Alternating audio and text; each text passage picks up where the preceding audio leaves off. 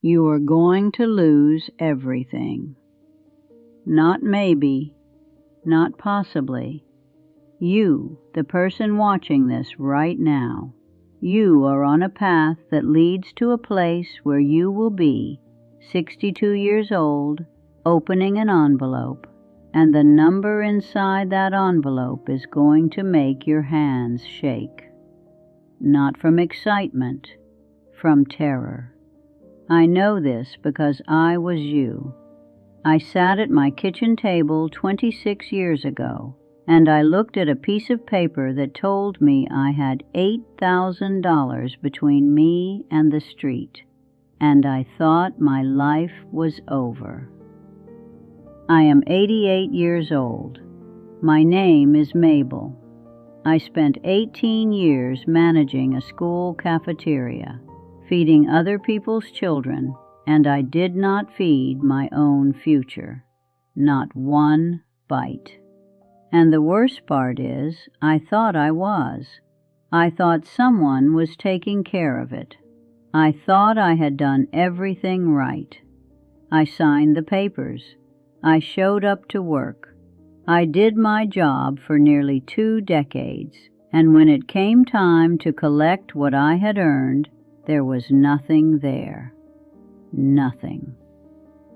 So before you click away, before you tell yourself this does not apply to you because you have a 401k, because your company matches, because you are smarter than some old woman who worked in a cafeteria, let me ask you something. Do you actually know what is in that account right now? Not a guess, the real number. Do you know if you are vested? Do you know what vested even means? Do you know if someone made a mistake somewhere?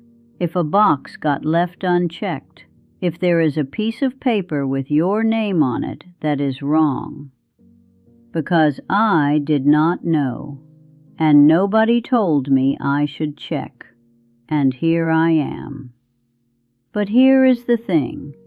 I am also still here, 26 years later, sitting in a house I own, with money in the bank, with my heat turned up as high as I want it, eating whatever I feel like eating.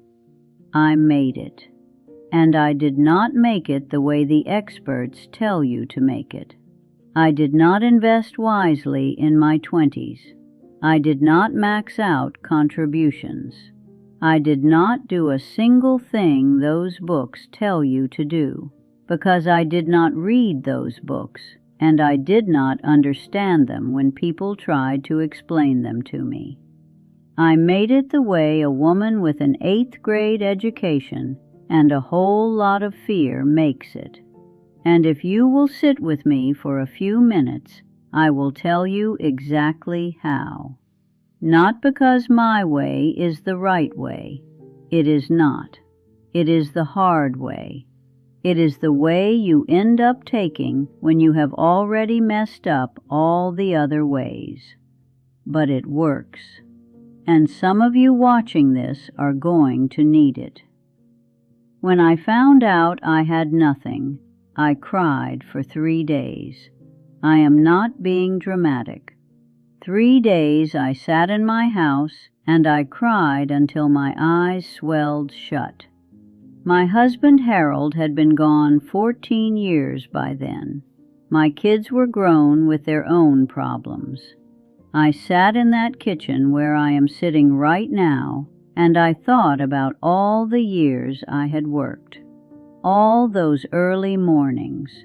4:30 in the morning I would get to that school to start the biscuits. 18 years. Holidays I missed. Weekends I worked.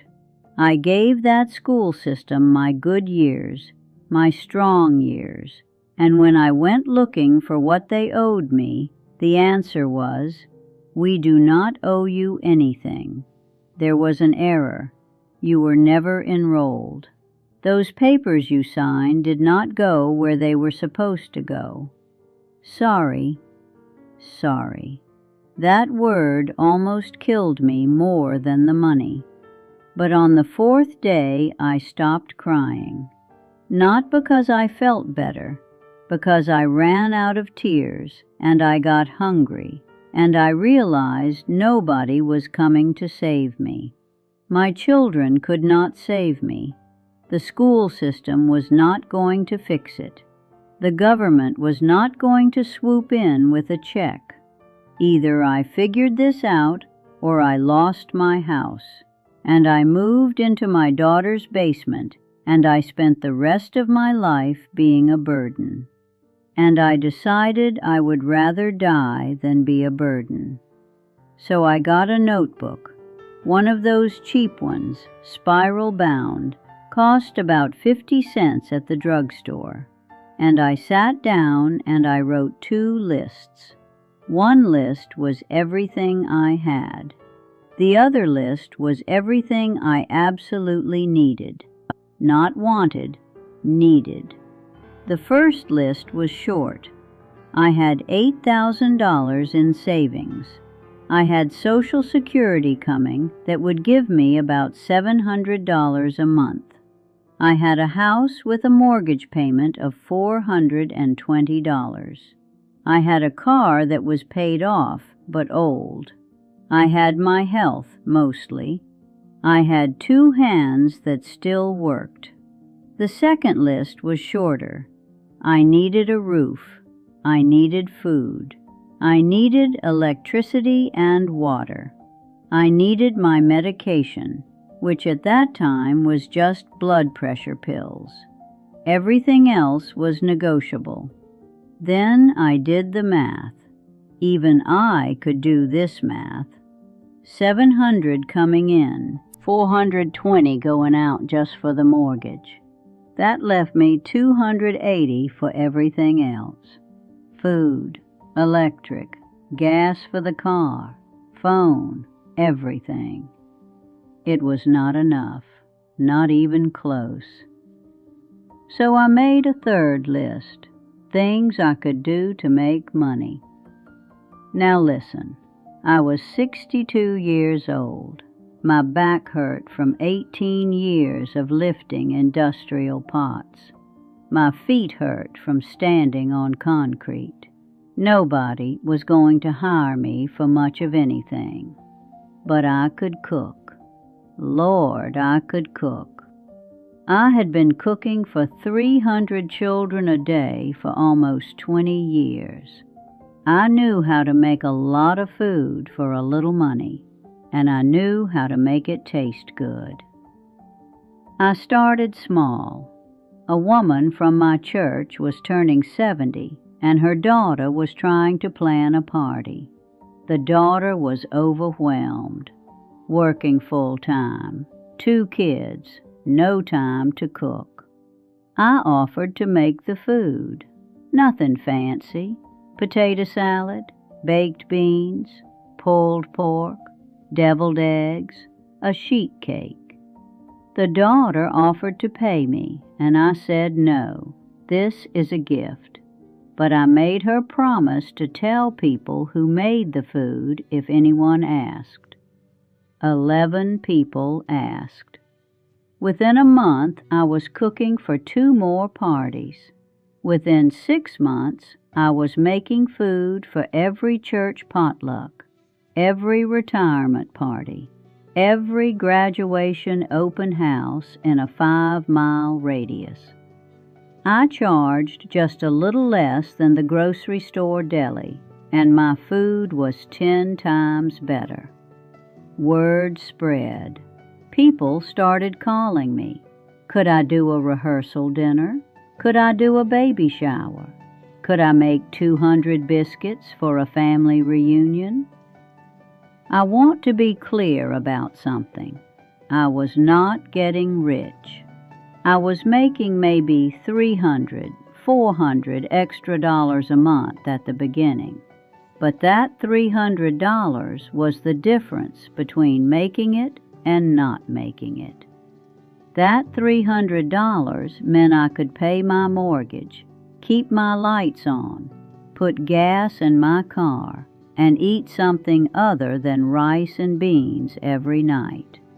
That $300 meant survival. And then something happened that I tell everyone about because it changed everything. And it could happen to you too if you were paying attention. I got a letter. I almost threw it away. It looked like junk mail. Some official-looking envelope from the state teacher retirement system. I had not been a teacher. I was cafeteria staff. I figured it was a mistake or one of those scam letters trying to get old people to send money. But something told me to open it. The letter said I was entitled to a pension, not a big pension. When I called the number and finally got a human being on the phone, she told me it was about $200 a month.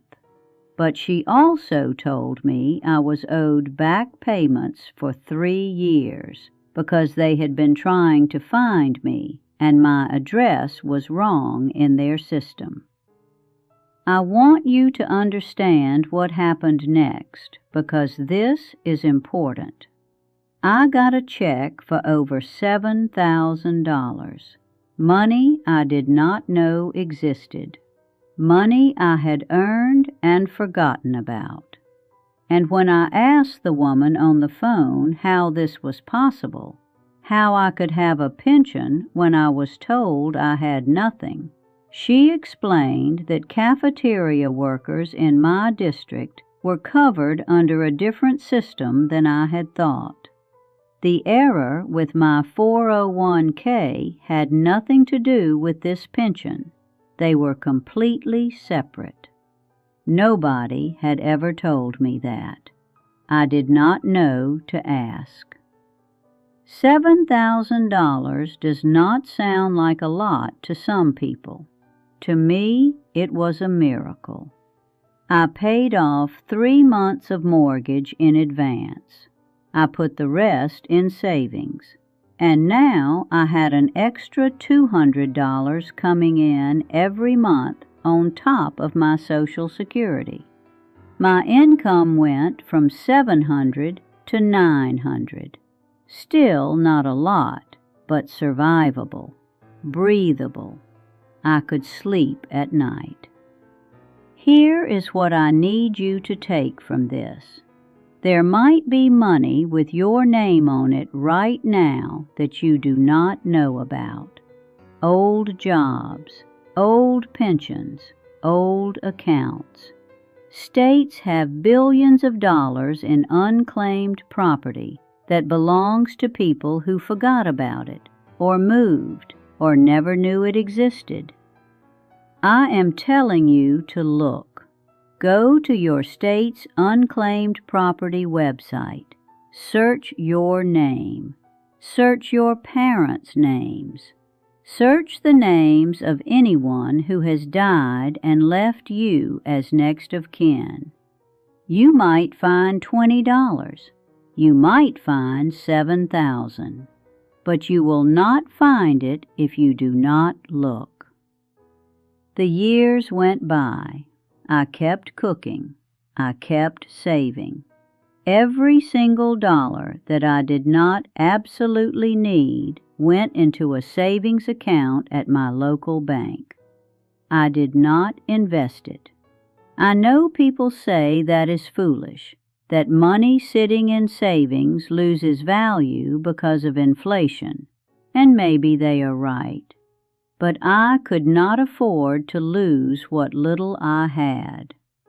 I watched people in 2008 lose half their retirement in the stock market crash. Half. Gone. Just like that. I was 71 years old when that happened, and I thanked God every day that my money was sitting in a boring savings account, earning almost nothing, because almost nothing was better than half of nothing. I want to tell you something else that people do not like to hear. I got help. I was not too proud to get help. When I was 64 and still struggling, I went to the senior center and I asked what programs existed for people like me. They signed me up for a property tax exemption that cut my taxes nearly in half because I was over 65 with limited income. They connected me with a program that helped pay for my medication. They told me about senior discounts I did not know existed. Grocery stores, restaurants, movie theaters, bus fare. All of it added up. There is no shame in this. You paid taxes your whole life. These programs exist because you already paid for them. Use them. By the time I was 70, I had paid off my house. Not because I came into a bunch of money, because I took every extra dollar and I put it toward that mortgage. I did not take vacations. I did not buy new furniture. I did not upgrade my car until my old one literally would not start anymore. I lived small so I could own something. And the day I made that last payment, I sat in this kitchen and I cried again.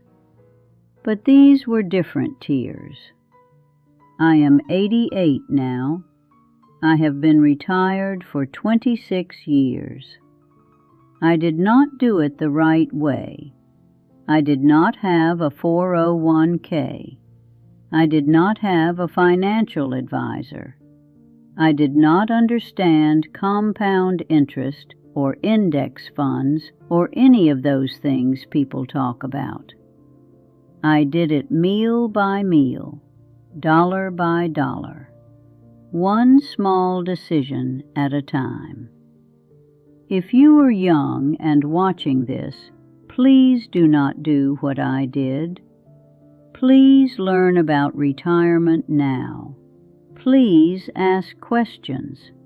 Please check your accounts and make sure everything is going where it is supposed to go.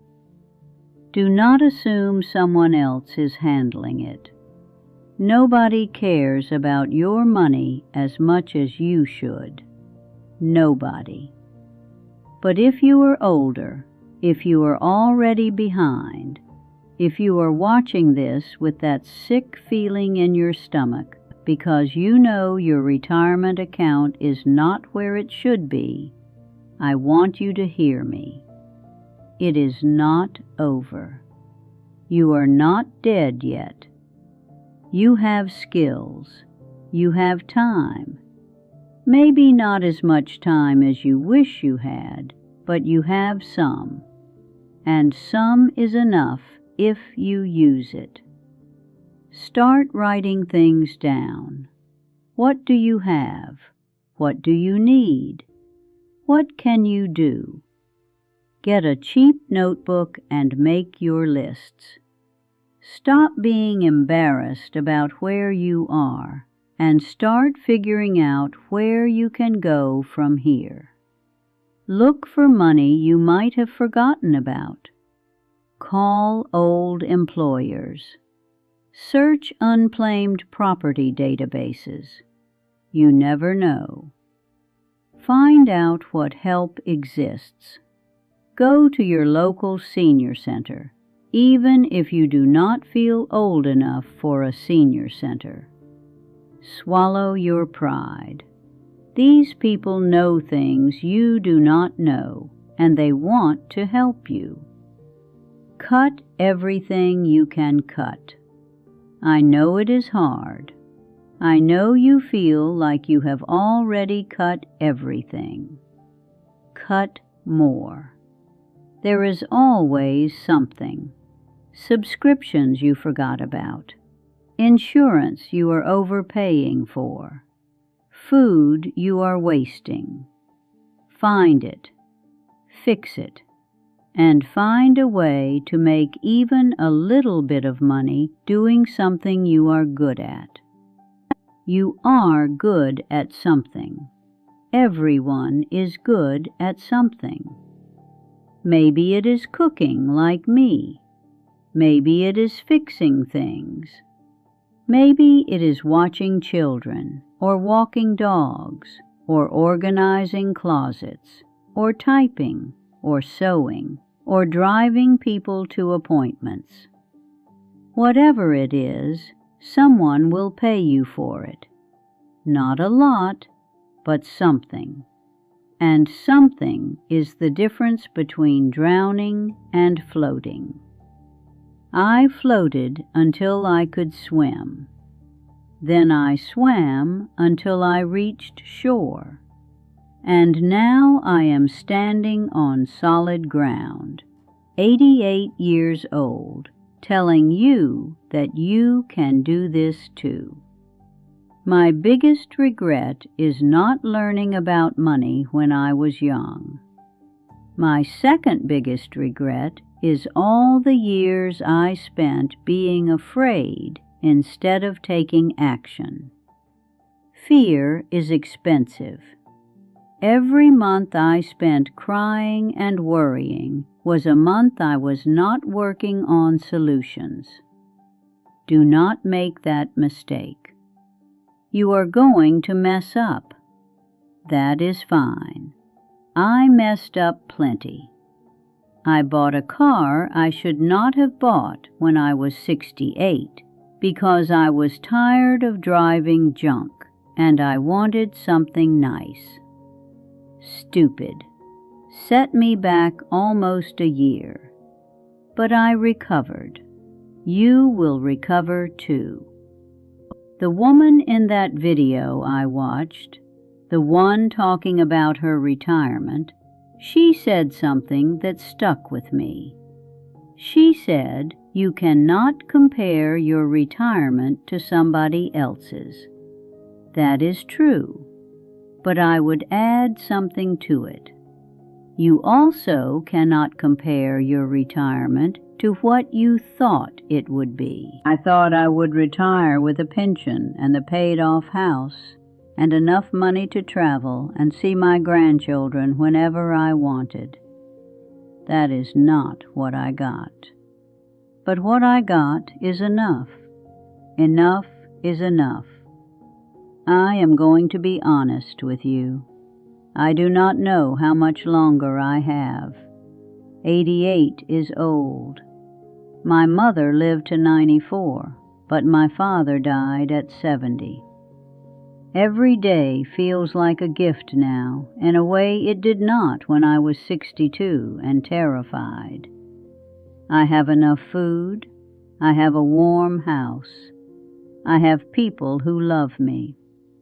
I even have a little money set aside to leave my grandchildren when I go.